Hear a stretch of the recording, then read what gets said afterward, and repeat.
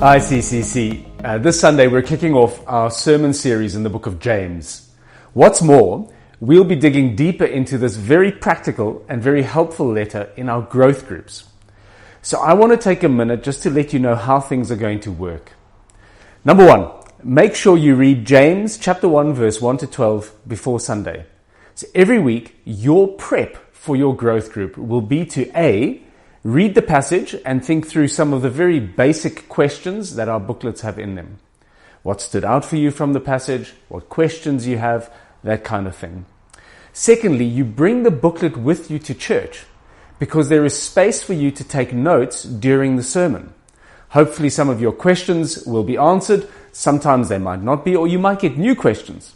But then you can bring the booklet, this is the third thing, to your group where you've now had your own time to read, as well as the sermon in order to prepare for the discussion.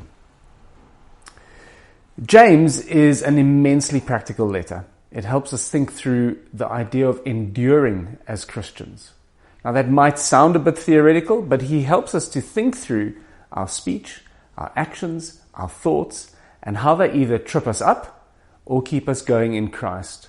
So my desire for our growth groups is that enough time is spent in thinking through application and praying for one another in our groups.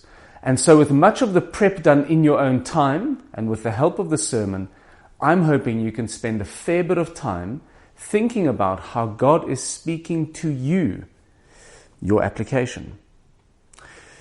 Booklets will be available on Sunday for your notes, so make sure to pick one up or get one from your growth group leader. You can even swing by the office and pick one up if you want. Our prayer is that God uses James to give us wisdom to endure, to keep going as Christians, and to keep choosing to live for Jesus. God bless.